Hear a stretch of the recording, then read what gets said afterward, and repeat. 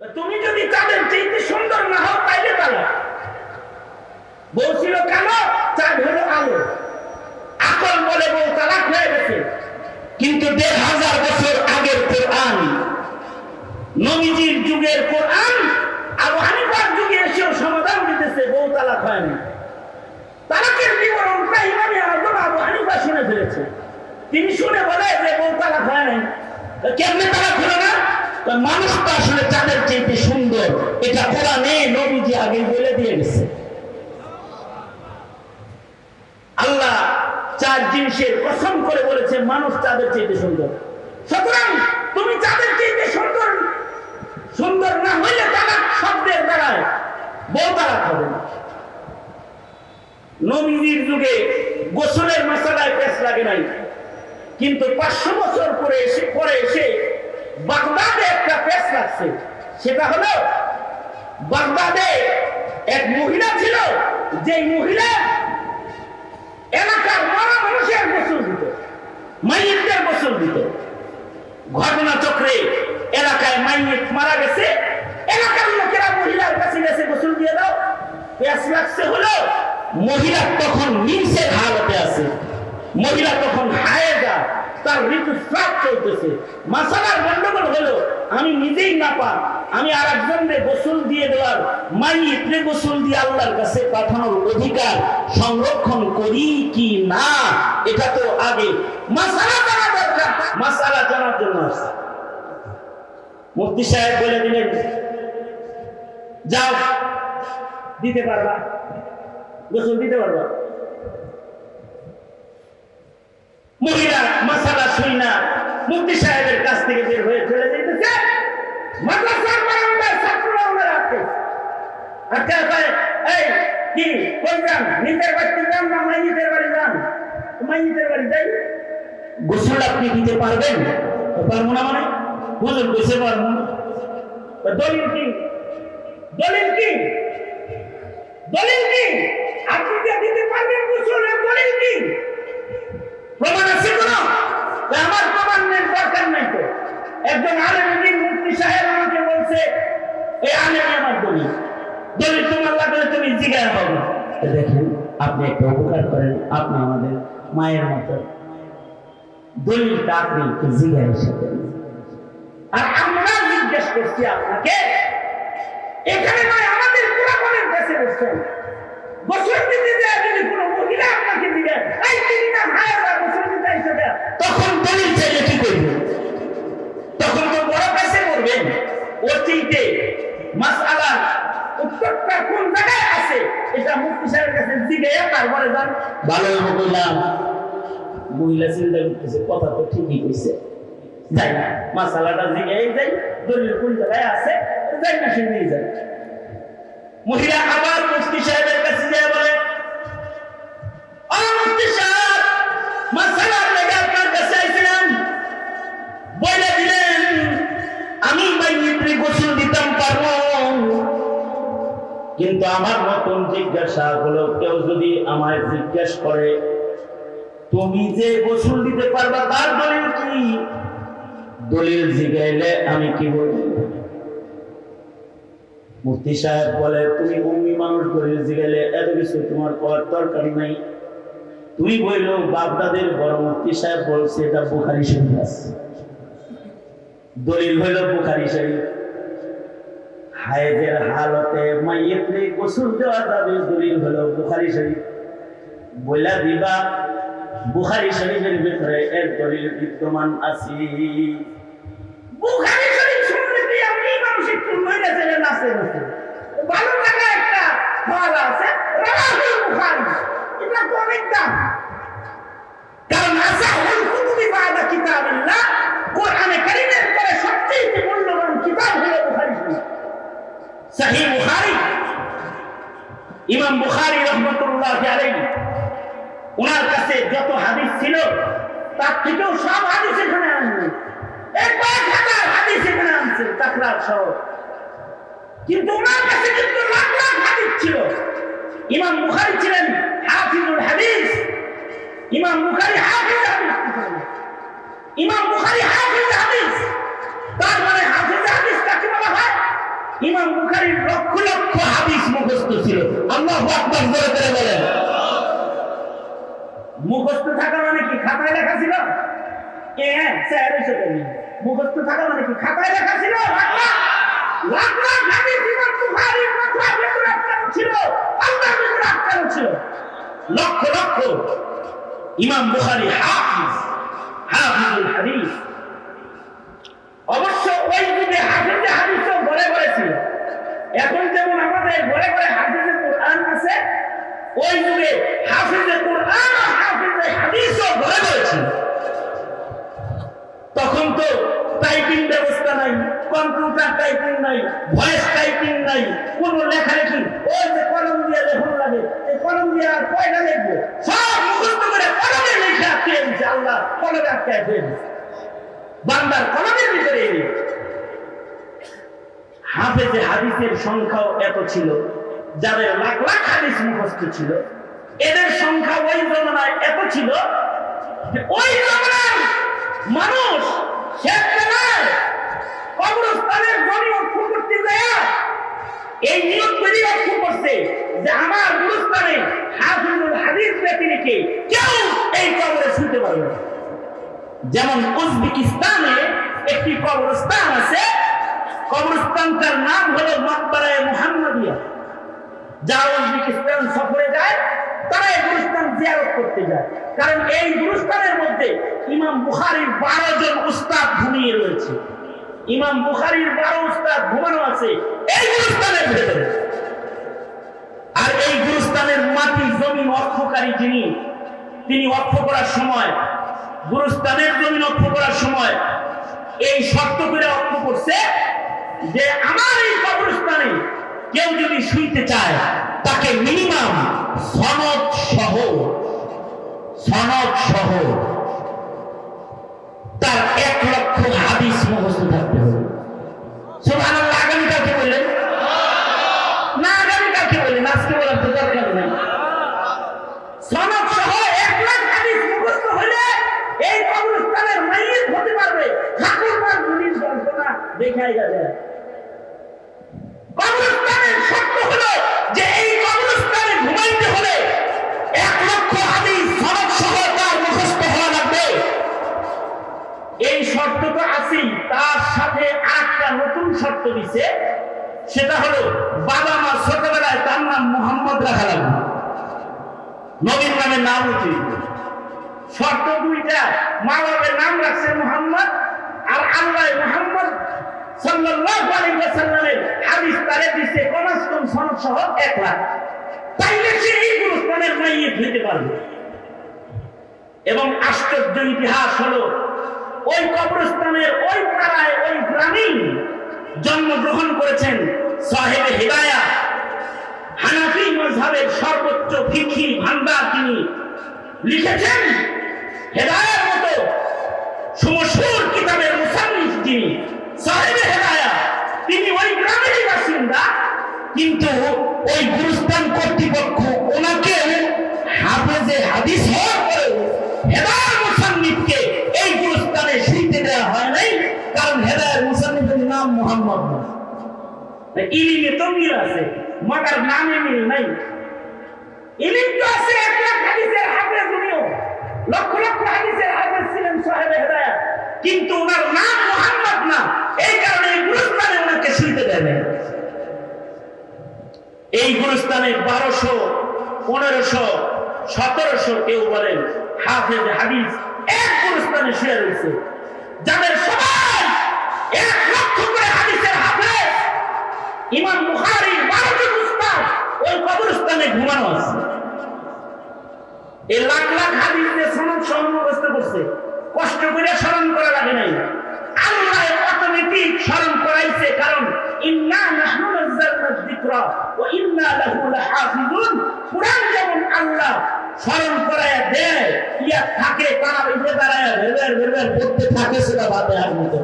আমাদের সূরা ফাতিহা যেমন আর হাফেজ সাহেবদের 30 পারা কোরআন তেমন, ঠিক তেমন ওই যুগের মুহাদ্দিসদের সিনেমাও ছিল এইরকম যে এটা সূরা ফাতিহার মতো এরা লাখ লাখ হাদিস করে ফেলতো। আল্লাহু আকবার। লাখ লাখ হাদিস সূরা ফাতিহার মতো করে ফেলতো।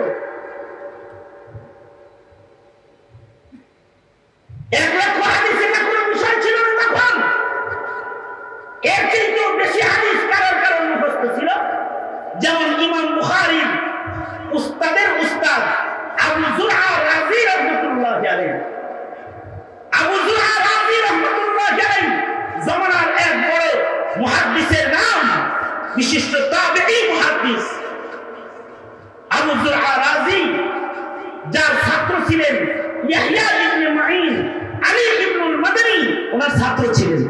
আর ইমাম বুখারী রাহমাতুল্লাহি আলাইহি বলেন আলী ইবনুল মাদানীর ছাত্র, ইয়াহইয়া ইবনে মাঈনের ছাত্র, অর্থাৎ ইমাম বুখারীর দাদা উস্তাদ হলেন আবু যুরআ রাজি রাহমাতুল্লাহি আলাইহি। আলী ইবনুল মাদানী রাহমাতুল্লাহি আলাইহি এত বড় মুহাদ্দিস ছিলেন যে ওনার ইলমের সম্মানে, উনিও হাফিজে হাদিস ছিলেন, ওনার ইলমের সম্মানে ওনাকে নবীর খাটে কইরা ওনাকে গুরুস্থানে নেওয়া হয়েছে। অর্থাৎ যেই চকিতে করে আল্লাহর রাসূলকে কবরে নামানো হয়েছে, সেই চকিতে কইরা ওনাকে আলী ইবনুল মাদানী রাহমাতুল্লাহি আলাইহি নবীর পালকিতে কইরা ওনার কবরের ভিতরে লাশ বানানো হয়েছে। আল্লাহু আকবার। কত বড় উঁচু পায়ার মকবুল মুহাদ্দিস ছিলেন আলী ইবনুল মাদানী রাহমাতুল্লাহি আলাইহি, যার হাদিস দিয়ে ইমাম বুখারী রাহমাতুল্লাহি আলাইহি টোটাল বুখারী শরীফকে ভরে ফেলেছেন। এত riwayat আলী ইবনুল মাদানী থেকে ইমাম বুখারী আনছেন, অন্য কোন উস্তাদ থেকে এত riwayat আনে নাই।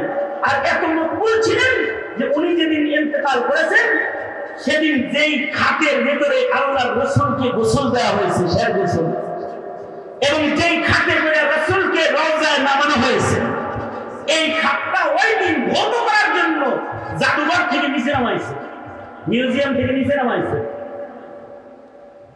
সকল মুহাদ্দিস যারা মদিনায় পাকে অবস্থান করতেছে, তারা সবাই বলে একদিক দিয়ে নবীর পালকি মাটিতে নামাইলা, আর একদিক দিয়ে নবীর নায়েব হাফেজে হাদিস মুহাদ্দিস আলী ইবনুল মাদানী মরে গেল। তার মানে হলো আল্লাহ তাআলা তার নবীর পালকি আলী ইবনুল মাদানীর জন্য পাঠাইছে। নাকফা আলীতা, তাই আলী ইবনুল মাদানীকেও রাসূলের চৌপায়ার খাটের উপরে শোয়া গোসল দাও। এই মুহাদ্দিসের সম্মানে নবীর খাটে কইরা তাকেও তার কবরে নামায়া দাও। রাসূলের পালকিতে চলে সে কবরে গেছে, মাইয়িতটা কেমন জানি ইমাম বুখারী উস্তাদ এই রকম 12 জন ইমাম বুখারী উস্তাদ ওই গুরুস্থানে ঘুমায় রয়েছে, যারা সবাই হাফিজ হাদিস ছিলেন, লাখের বেশি। আর 1 লাখ হাদিস ওনাদের কাছে এত অল্প জিনিস ছিল, এটা অনেক বড় কিছু ছিল না ওনাদের কাছে। ওনাদের কাছে 1 লক্ষ হাদিস ছিল ছোট্ট একটা জিনিস। আবু যুরআ রাজি রাহমাতুল্লাহ আলাইহির এক ছাত্র নিজে বউরে বলছে, এই আমার উস্তাদের যদি 1 লাখ হাদিস মুখস্থ না থাকে সনদ সহ, তাইলে তুই 3 তালাক। মানে উস্তাদের মাকাম বুঝাইতে দেয়। এটা বলছে যে আমার উস্তাদ আবু যুরআ রাজি 1 লাখ হাদিস সনদ সহ মুখস্থ আছে, এটা বউরে উস্তাদ চিনাইবার দেয়, এই কথা বলে ফেলেছে। কিন্তু রাগের মাথায় এই কথা তো কইছে, সকালবেলায় চিন্তা করতেছে, বললাম কি যদি না থাকে তাহলে তো বউ তালাক হয়ে গেছে। কারণ তালাককে মুআল্লাক করছে 1 লাখ হাদিসের সাথে, যে আমার উস্তাদ আবু যুরআ রাজি যদি 1 লক্ষ হাদিস সনদ সহ মুখস্থ না থাকে তাহলে তুই 3 তালাক। সকালবেলায় জামাই বউ বুদ্ধি করে, এই তুমি যে আমার এরকম একটা তালাক দিলা, যদি তোমার হুজুর না করতে পারে তখন কি করবা? তখন তো তালাক হয়ে যাবে। তাই ঠিক আছে চলো যাই।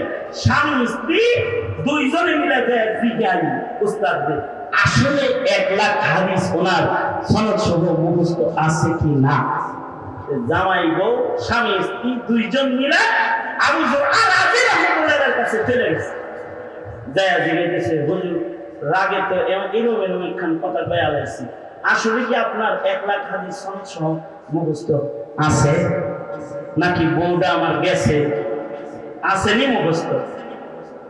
সুবহানাল্লাহ বলার লাগে রেডিও হয়ে যায়, খবরটা দেই আর ভালো করে একটা সুবহানাল্লাহ বলে। আবু যুরআ রাজি রাহমাতুল্লাহ আলাইহি বলে কি, হ্যাঁ রে মিয়া, যাও সুখে শান্তিতে বউ নিয়া ঘর সংসার করে গে।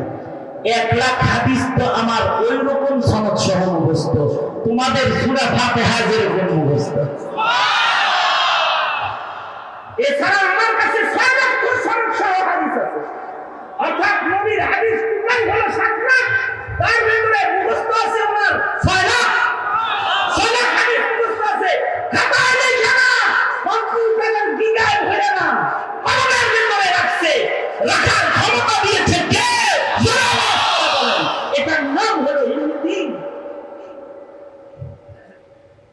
এই ইমাম বুখারী রাহমাতুল্লাহ আলাইহি উনিও লাখ লাখ হাদিসের হাফেজ ছিলেন। ওনার 4 লক্ষ হাদিস থেকে রাসূলি দিয়ে কয়েক হাজার হাদিস বুখারী শরীফে মাত্র আনছে। ওনার এই মকবুল কিতাবের নাম শুনলেই সবাই মরে ফিরে বসে যাই, বুখারী শরীফের ভিতরে যেহেতু আছে তাইলে কথাটা গ্রহণযোগ্য কথা। এই মহিলা যখন শুনছে যে বুখারী শরীফের ভিতরে আছে, সে তো নইলে চলে বইছে, আমার ঠেকায় কেনা কলারে একটা নড়াচড়া দেওয়ার মতো ভাব, বুখারী শরীফে আছে। যখন যায় ছাত্ররা আটকাইছে, মাজি কি কোথায় আছে দলিলটা, কি বলছে? দলিলটা বুখারী শরীফে আছে।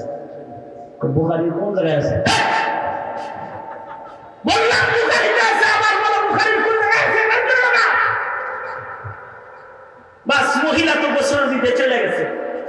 ছাত্ররা সব মিলে বুখারী শরীফ শুরু থেকে আনা শুরু করছে, পাতা উল্টায় উল্টায়। কোন জায়গায় আর এই কথা খুঁজে পায় না যে হালতে হায়েজে মাইয়িত হয়ে গোসল দেওয়া যায়। এটা তালাশ করে কোথাও পাইতেছে না, খুঁজে না পায়। সব ছাত্ররা শাইখুল হাদিস সাহেব মুফতি সাহেবের কাছে যায়, বলে মুফতি সাহেব সকাল বেলায় বেড়ি একটা এলো, তারে বলে দিলেন হায়েজের হালতে মাইয়িতে গোসল দেওয়া যায়। দলিল কই আছে? বইলা দিছেন বুখারী শরীফে আছে। বুখারী শরীফের পাতা পাতা তালাশ করে লাইন লাইন খুঁজা আমরা ছাত্ররা সবাই মিলে কথাটা বাইর করতে পারি নাই। এ কারণেই কমজোর মাথা দিয়া কাগজে লেখা বুখারী শরীফ দিয়ে মাসালার হাকিকতে পৌঁছা যায় না। যদি না ফকিহ আলেম না হয়, কারণ আলেম হইলেই হয় না, ফকিহ হইতে হয়। জানলেই হয় না, জানা এক জিনিস আর ফাকাহাত আলাদা জিনিস। ফাকাহাত আলাদা একটা যোগ্যতার নাম, যে যোগ্যতার দ্বারা ইলমের গভীর তলদেশে পড়ে থাকা মাসআলাকে উঠায়া ডুবুরির মণি মুক্তাগুলোকে সাগর থেকে যেমন উঠায়া নিয়ে আসে, ফাকাহাত বলা হয়। ওই ফকিহ আলেমকে যে নবীর ইলমের সাগরে ডুব দিয়া সাগরের তলায় লুকায়া থাকা মাসআলাটাকে টান দিয়ে বের করে জাতির সামনে মাসআলা হিসেবে উম্মতের কাছে পেশ করে দেয়। তাকে বলা হয় ফকিহ আলেম। শুধু আলফাজ মুখস্থ করলে আলেম না, ফাকাহাত আলাদা জিনিস। মান ইউরিদিল্লাহু বিহি খায়রান ইউফাক্কিহু ফিদ্দীন। আল্লাহ তাআলা যাকে তাকে ফাকাহাতের নিয়ামত দান করেন না, তবে যদি কাউকে ফাকাহাত দিয়ে দেয় তাহলে ফকিহুন ওয়াহিদুন আশাদ্দু আলা শাইতানি মিন আলফি আলিম। একজন ফকিহ আলেম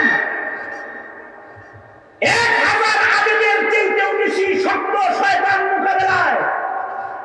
এই কারণেই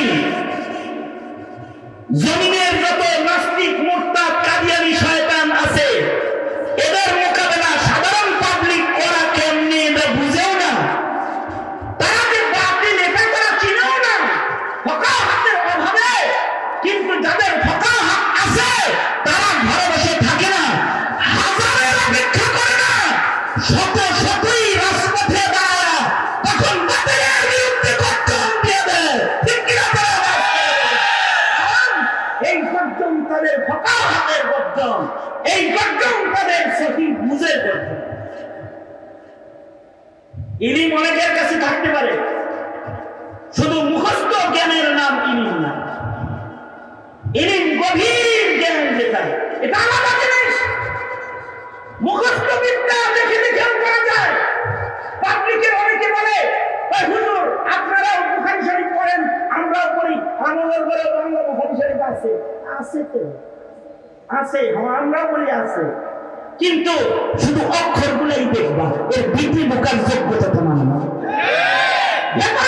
যোগ্যতা নাই, শুধু কালো কালো অক্ষর মনে করবে তোমার। ইলমে দ্বীনের দেখেন, এই কারণে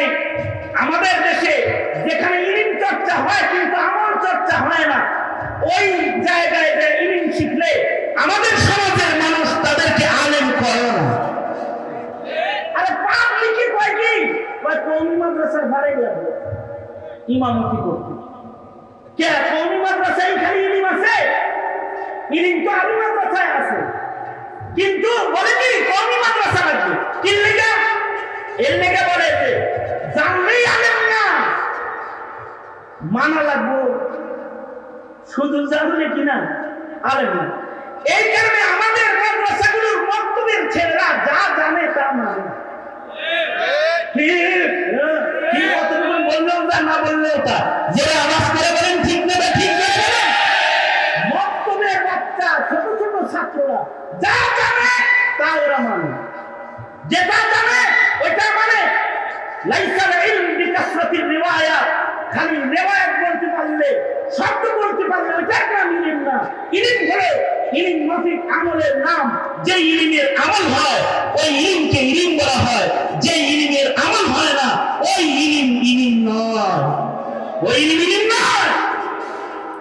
ওই রকম অভিজ্ঞ ইলম খ্রিস্টানের কাছে আছে।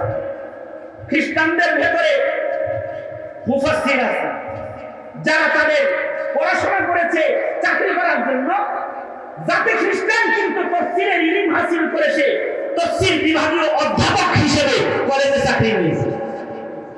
এটার নাম ইলম না।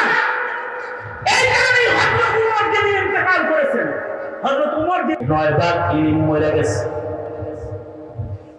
লোকরা বলে কি বলো আবু হুরায়রা, কত আলেম জীবিত আছে। আব্দুল্লাহ ইবনে আব্বাস আছে, আব্দুল্লাহ ইবনে মাসউদ আছে, আব্দুল্লাহ ইবনে ওমর আছে, জাবের আছে, কত ফকিহ সাহাবীরা বিদ্যমান আছে। এই ফকিহ সাহাবীরা বিদ্যমান থাকার পরেও তুমি বলতেছো নবীর রেখে দেওয়া ইলমের 9 ভাগ ওমরের ইন্তেকালের মাধ্যমে মরে গেছে। তোমার এই কথাটা বুঝি না।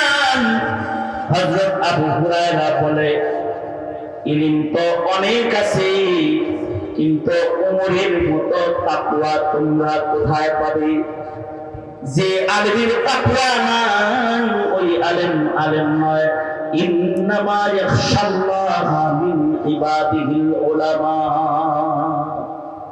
যে আলেমের ভিতরে তাকওয়া আছে সে আলেমের ইলম হলো আসল ইলম। যার ভিতরে তাকওয়া নাই তার ইলম গণনার ইলম নয়।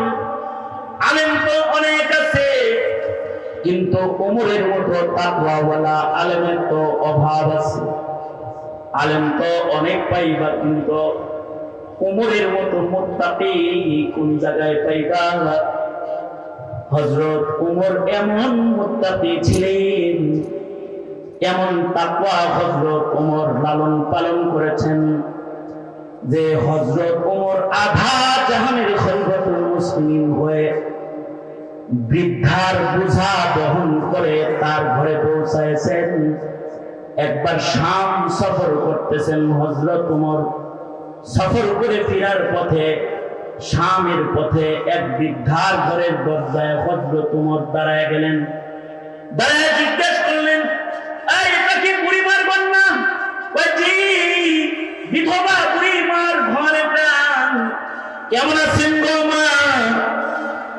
কেমন আর থাকবো, কয়েকদিন ভয় ঘরে খাবার নাই, না খায়াস। ও বুড়িমা এই পথ দিয়া খলিফা ওমর না শামে গেছে, ওমর রে দেখেন নাই? হ্যাঁ দেখছি, যাইতে দেখছি, দলবল আগায় গেল দেখছি। তারে বললেন না কেন যে আপনার ঘরে খাবার নাই? বুড়িমা বলে, ওমর রে আমি বলতে যাব কেন যে আমার ঘরে খাবার নাই? খলিফাতুল মুসলিমিনের দায়িত্ব পালন করতেছে, তার কি অতটুকু আন্দাজ নাই? তার দায়িত্ব আমি না খায়া আছি কিনা এটা দেখভাল করা। আমার ঘরে খাবার নাই এই কথা বলার দরকার ওমরের কাছে আমার নাই। আমাকে খাবার না পৌঁছাইলে ওমরকে বলবো না, বিচার দিব আমি মহান আল্লাহর দরবারে। হযরত ওমর এই কথা শোনার সাথে সাথে দরজা থেকে এক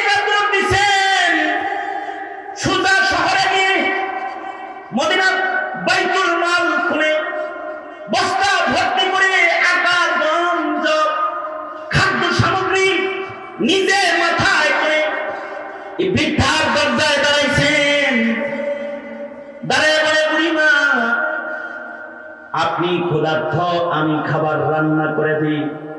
নিজের হাতে রান্না করে রুটি বানায় বুড়িকে খাওয়ায়। বৃদ্ধা বিধবা নারী উমরের বানানো রুটি খায় আর কয় কে যে উমর রে খলিফা বানাইছিল, খলিফাতুল মুসলিমিন উমরকে না বানায় যদি তোমারে বানাইতো তাহলে জনতার হক বেশি আদায় হতো। হযরত উমর খানা খাওয়া শেষ হলে বলে বুড়ি মা আমার নাম কি, এটা তো একটু জিজ্ঞাসা করলেন না, কি তোমার নাম?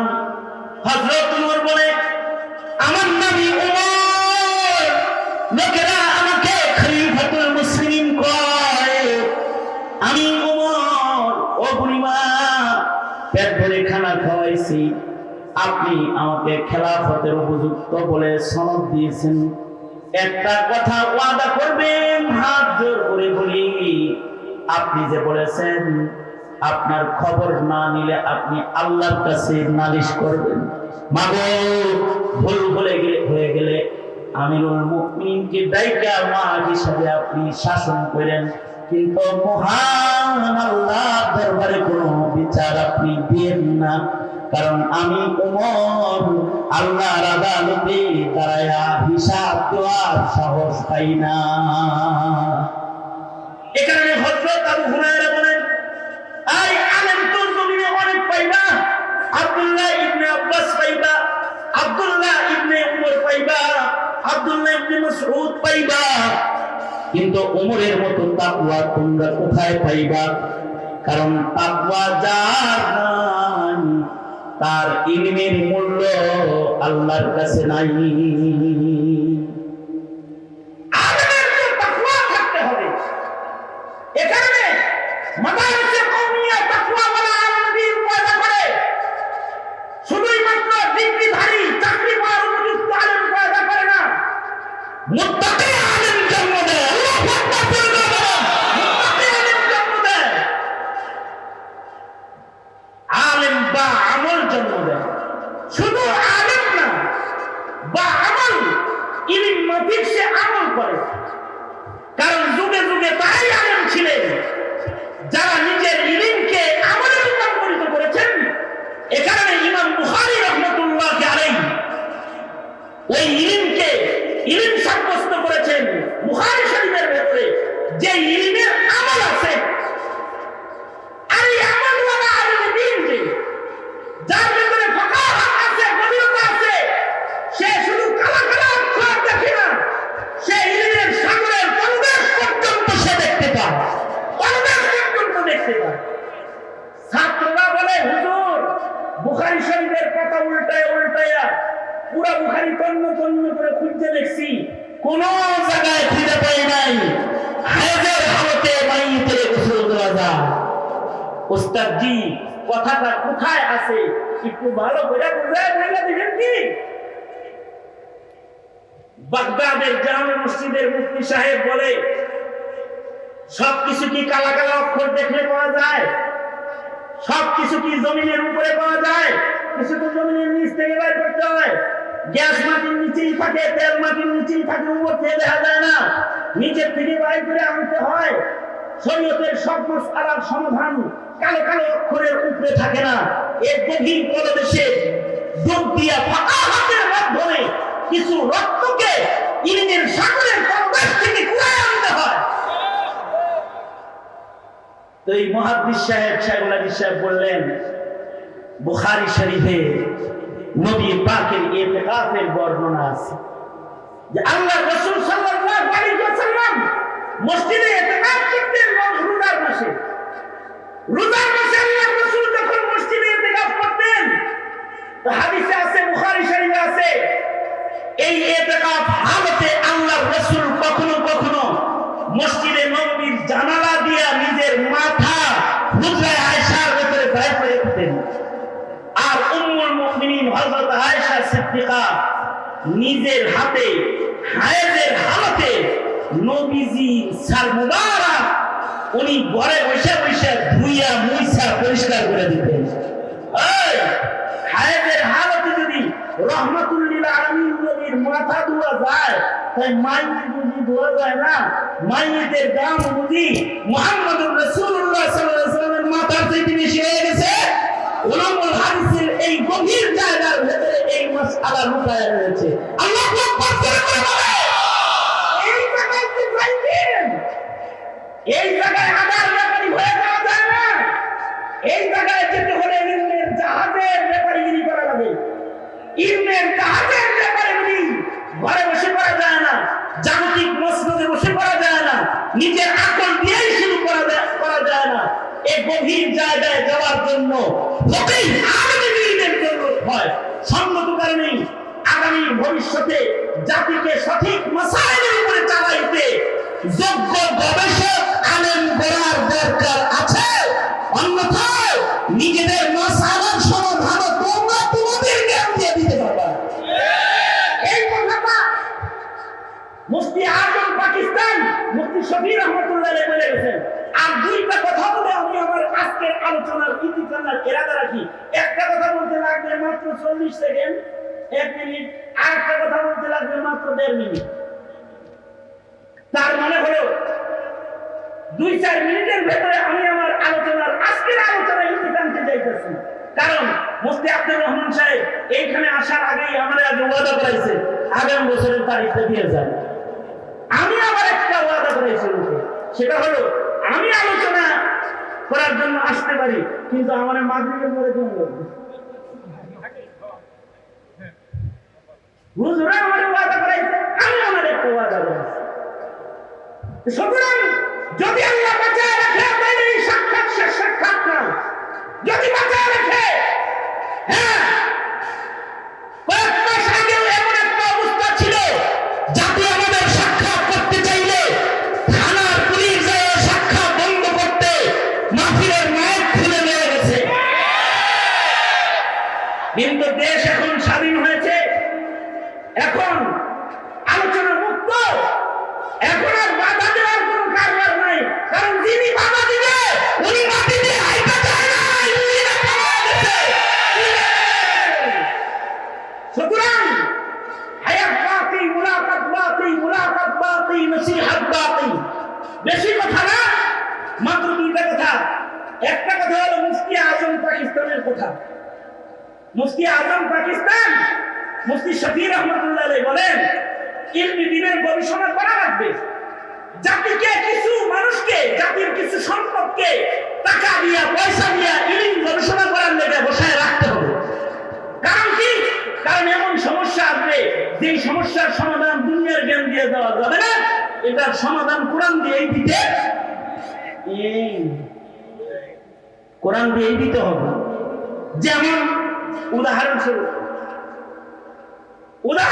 মুফতি আজম পাকিস্তান বলেছেন যে দেখো, মেডিকেল সায়েন্সের উন্নতি এমন জায়গায় যাচ্ছে ধীরে ধীরে। এখন একজনের চোখ আরেকজনের চোখের জায়গায় লাগায় দেয়, একজনের কিডনি কাইটা আরেকজনের কিডনির জায়গায় লাগায় দেয়, একজনের রক্ত আরেকজনের দেহের ভিতরে ঢুকায় দেয়। আজব বিজ্ঞান আছে। এই বিজ্ঞান 1000 বছর আগে জোরে করে বলেন, জোরে করে বলেন, ছিল নাকি? জোরে বলেন, এই বিজ্ঞান ছিল 1000 বছর আগে? 1000 বছর আগে এই বিজ্ঞান ছিল না যে চোখ খুলে আরেকজনের চোখে লাগাবে, কিডনি খুলে আরেকজনের কিডনিতে লাগাবে, এটা ছিল না। মুফতি আজম পাকিস্তান বলেন, ওয়েট এন্ড সি, একটু অপেক্ষা করো, কয়েকদিন পরে নুনো কাইটা আরেকজনের নুনোর জায়গায় লাগাই দিবে।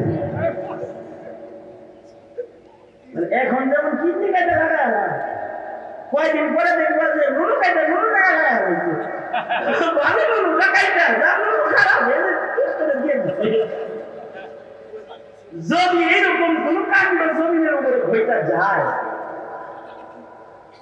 এমন কাম যদি এই পৃথিবীতে ঘটে যায়, আমার কথা বলতেছি না, মুফতি আজম পাকিস্তানের কথা নকল করতেছি আমি। জাস্টিস তকি উসমানী দামাত বরকাতুহুমের বাবা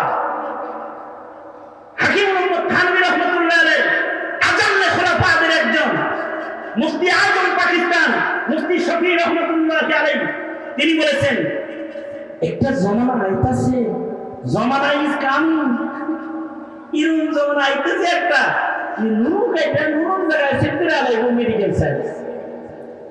চোখের রোগ যদি জোড়া দিতে পারে, তাহলে মনোরম জোড়া দিতে সমস্যা আছে। মনে করেন ওইটা যদি জোড়া দিয়ে আড়াইতে পারে, তো এইটা জোড়া দিতে সমস্যা কি হইতে পারে যে জোড়া দিয়ে দিবে। এখন যদি জোড়া দিয়ে দেয় আর কোনো কারণে যদি এই জোড়া দেওয়া নুন দিয়ে কোনো বাচ্চা জন্ম কোনো মহিলার পেটে হইয়া যায়, তাইলে এখন মাসালায় পেশ লাগবে। সেটা হলো শব্দ ভূমিষ্ঠ জোড়া নুন দিয়ে যে বাচ্চাটা দুনিয়ার আলো বাতাস দেখিল, এই বাচ্চাটা আব্বা বলে কাকে ডাক দিবে? নুনওয়ালারে ডাক দিবে নাকি যার যৌবন শক্তি ব্যবহার হয়েছে তাকে ডাক দিবে? কারে ডাক দিবে?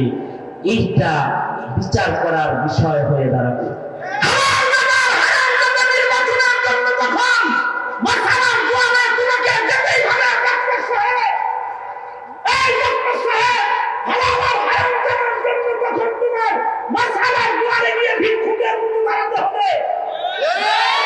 ওই সময় তোমার জাগতিক জ্ঞান দিয়ে তুমি সমাধান দিতে পারবে না আব্বা বলে কাকে ডাক দিবে। কিন্তু পুরানোর হাদিস নিয়ে যারা বসে আছে তারাই তখন পিতা নির্বাচন করে দিবে।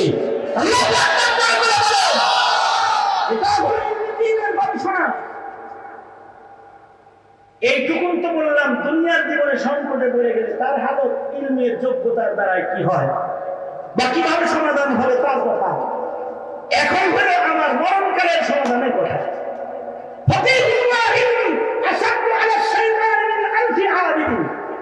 এই কথার বিশ্লেষণে আমি যেতে চাই না, শুধুই মাত্র একজন বড় ফকিহ হানাফি মাযহাবে ইমামে আযম আবু হানিফা রাহমাতুল্লাহি আলাইহির যোগ্য ছাত্রদের অন্যতম একজন ইমাম আবু ইউসুফ রাহমাতুল্লাহি আলাইহি, যিনি কাজীউল কুযাত ছিলেন বাদশা হারুনুর রশিদের যুগে। এই হারুনুর রশিদের যুগে কাজীউল কুযাত ছিলেন আবু ইউসুফ রাহমাতুল্লাহি আলাইহি। শুধু ওনার মরণকালের একটি হালাত হেদায়েত থেকে নকল করে, হাসিয়া হেদায়েত থেকে নকল করে আপনাদের সামনে পেশ করতেছি। সেটা হলো ইমাম আবু ইউসুফের যখন মৃত্যু যন্ত্রণাটা শুরু হইল, এর আগে একটা কথা শুনেন, মরণের সময় যদি কারোর মরণ ভালো হয় তাহলে আল্লাহ রাসূল বলেছেন আল ইবরাতু বিল খাওয়াতিম, শেষ ভালো তার সব ভালো তার, শেষ যদি কারোর খারাপ হয় তাহলে তার সব খারাপ। মরণ হালত যদি কারোর ভালো হয় আশা করা যায় তার কবর হাসর পার পাওয়া আসান, আর মরণ যদি কারোর খারাপ হয় তাহলে তার কবর হাসর খারাপ। এ কারণে কাউকে যদি পাওয়া যায় যে মরণের সময় পড়েছে লা ইলাহা ইল্লাল্লাহ, আল্লাহর রাসূল বলেন দাখালাল জান্নাহ, সে সিধা জান্নাতে চলে গেছে মরণ দরজা দিয়া। আল্লাহু আকবার বলে। এই কারণে দোয়া করতে হয়, ও আল্লাহ মৃত্যুর সময় তুমি আমাকে কালিমা দান করো, অর্থাৎ আমার মুখে তুমি উচ্চারিত করো লা ইলাহা ইল্লাল্লাহ মুহাম্মাদুর রাসূল। আমাদের আকাবিররা ছিল কালমা করে বলে বসে জিকির করতে করতে মারা গেছে। এই হাফিজ হুজুর রাহমাতুল্লাহ আলাইহি মরণের আগে জিকির করতে লাগতেন। উনি যখন ঘুমে থাকতেন তখন আল্লাহ আল্লাহ আল্লাহ আল্লাহ আওয়াজ মুখের কাছে কান মিলিয়ে শোনা গেছে। শাইখুল হাদিস আল্লামা আজিজুল হক রাহমাতুল্লাহ আলাইহির একটা ভিডিও এখনো পাওয়া যায়, যে ওনাকে মাওলানা জিজ্ঞাসা করে এক কথা, উনি কয় আল্লাহ আল্লাহ আল্লাহ আল্লাহ, তার মানে হলো মরার আগে আল্লাহ বলেন। তো ইমাম আবু ইউসুফ রাহমাতুল্লাহ আলাইহি উনি মৃত্যুর আগ মুহূর্তে মনে রাখতে হবে মরণের সময় কিন্তু শয়তান এসে শেষ দুটাটা দেয়, কারণ বড় বড় আলেমরাও ছাড় দেয় নাই। ইমাম ফখরুদ্দিন রাজি রাহমাতুল্লাহ আলাইহিকে মৃত্যুর আগ দিয়ে শয়তান এসে কয় ইলম পাইছো কিন্তু আল্লাহ ছিল নাই, আল্লাহ যে এক দলিল কি তোমার কাছে? মরার আগ দিয়ে দলিল চাইতেছে। উনি 100 দলিল পেশ করেছেন, এরপরেও উনি যে দলিল দেয় ইবলিস তো আলেম বড়। আমাদের হুজুররা বলে তুমি যদি মিশকাত পড়ো তাহলে তোমার ইংলিশটা ধরা পড়ে, তুমি যদি দাওরা বসো তোমার ইংলিশটা মুতাখাসসিস ফিল ফিকহ, তুমি যদি মুতাখাসসিস ফিল ফিকহ ভালো মাহের কম মুফতি সাহেব হও তাহলে তোমার ইংলিশটা মুতাখাসসিস বিল হাদিস, মানে তোমার চাইতে শিক্ষিত লোকটা কি, তোমার চাইতে শিক্ষিত শয়তান কি, তোমার সাথে ইবলিসে। কারণ তোমার চাইতে শিক্ষিত যদি নিয়োগ না দেয় তাহলে তোমার আবার পাইতে পারবে না। তোমার চাইতে শিক্ষিত একটা নিয়োগ দিলেই না তোমার ঘোড়া পানি খাওয়া আছে। শয়তান যেটা সাথে আছে এটা তো বড়টাই আছে। ইমাম রাজি উনি দলিল দিতেছে আর এই দিক দিয়া শয়তানে দলিল খালি কাটবার লাগছে। ওনার শায়েখ ওই যে হযরত থানভী রাহমাতুল্লাহ আলাইহি বলছিলেন যে ইমাম রাজি তিনি ইলমের দ্বারা ফকিহ না, কিন্তু তার শায়েখ তাসাউফের দ্বারা ইলমে লাদুনির দ্বারা ফকিহ। উনি যখন দলিল কাটতে যায় ইবলিসের কাছে পরাজয় বরণ করার হালত, তখন ওনার শায়েখ কাশফের হালতে এসে বলে, রাজি একটা দলিল দিবি না, এখন বল বিনা দলিলে আল্লাহ। এটা বল, এটা হলো ফাকাহ। ইমামে আবু ইউসুফ রাহমাতুল্লাহি আলাইহি উনি মৃত্যুর আগ মুহূর্তে শয়তানের ধোঁকা দিতে, কিন্তু ইমাম আবু ইউসুফের চতুর্দিক দিয়ে ছাত্র আছে, হাসিয়া হেদায়া আছে। ইমাম আবু ইউসুফ তখন ছাত্রদেরকে কোরআন শুরু করছে, মাসালা পড়াইতেছে। কি মাসালা পড়াইতেছে? হজের সফরে, কিতাবুল হজের ভেতরে হেদায়ার হাসিয়াতে আছে, হজের সফরে যে কঙ্কর মারবে শয়তান রে, এই কঙ্করটা কি হাইটা যায় মারবে নাকি সওয়ারিতে চড়ে মারবে? ইমাম আবু ইউসুফ নিজের ছাত্রদেরকে এই কথা জিজ্ঞাসা করতেছে। এখন কিছু ছাত্র বলে পায়ে হাইটা মারবে, আর কিছু ছাত্র বলে না সওয়ারিতে চড়ে মারবে, সওয়ারিতে চড়েও মারতে পারবে। ইমামে আবু ইউসুফ মৃত্যুর আগ দিয়ে ছাত্রদেরকে মাসালা পড়াইতেছেন, কারণ একটা মাসআলার মূল্য 1000 রাকাত নফল নামাজের চাইতে অনেক দামি জিনিস। এটা মাসালার দাম। তো মরার আগে একটা মাসালা শিখাইতেছেন, মানে 1000 রাকাত নফল নামাজের চাইতে দামি একটা মাসআলার সমাধান দিয়ে তিনি ইন্তেকাল করতেছেন। উনি বললেন, যেই রমির পরে রমি নাই, সেই রমিটা সওয়ারিতে চৈরা করতে পারবে, আর যেই রমির পরে রমি আছে, অর্থাৎ 3 দিন শয়তানরে কঙ্কর মারতে হইব, 3 দিনের 2 দিন পায়ে হাইটা মারতে হইব, অর্থাৎ আবার কঙ্কর মারতে যাইতে হইব। তাহলে প্রথম দিন পায়ে হাইটা মারতে হইব, দ্বিতীয় দিন পায়ে হাইটা মারতে হইব। হ্যাঁ, তৃতীয় দিন কেউ যদি চায় যেই রমির পরে রমি নাই, শেষ কঙ্করটা, তৃতীয় দিনের কঙ্করটা সওয়ারিতে চড়েও মেরে দিয়ে চলে যেতে পারবে, নামতে হবে না। এই মাসালাটা উনি ওনার ছাত্রদেরকে শিখাইতেছেন। এবার লোকেরা বলে মরার আগে শয়তান শয়তান করতেছে, মরার আগে না আল্লাহ বুঝিল্লাহ, মরার আগে আল্লাহ বুঝিল্লাহ, এই শয়তান বুঝতেছে কি? আমার শেখ কাশ্মীরি রাহমাতুল্লাহ আলাইহি বলেন, আরে মরার আগে শয়তানের মাসালা পড়াইতেছে নিজের ছাত্র করে। এই মাসালাটা শোনার সাথে সাথে ইবলিস শয়তান যেটা ধোঁকা দিতে আইছিল, আগেই ভাগছে ওখান থেকে। কারণ ইমাম আবু ইউসুফ তো নিজে কঙ্কর মারা জানে শয়তানের মারতেই বুকে নিয়ে এটা সাংবাদিক শিখাইতেছে, ধোঁকা দেওয়ার জন্য এখানে দেওয়া যাবে না, মৃত্যু আগে কারণা করে আল্লাহর কাছে চলে ফকিহুল ওয়াহিদুন আসাদু আলা শাইতানি মিন আলফি আবিদ। এই কারণে যারা ইলম শিখেছে, যারা জানে আর যারা জানে না, এই দুই দল কোনোদিন সমান হতে পারে? আওয়াজ করে বলে বলেন, সমান হইতে পারে? সুতরাং আলেম আছে যেখানে, আরো করে বলেন আলেম ওলামা যেখানে, কারা আলেম যেখানে, দোনো হাত উঁচা করেন, সোজা করেন। এখন আমি বলে এসেছি, এখন আপনারা এনে থাকবেন না, যাইবেন না, একটু আগে বলেন আলেম আছে যেখানে, আপনি আছেন।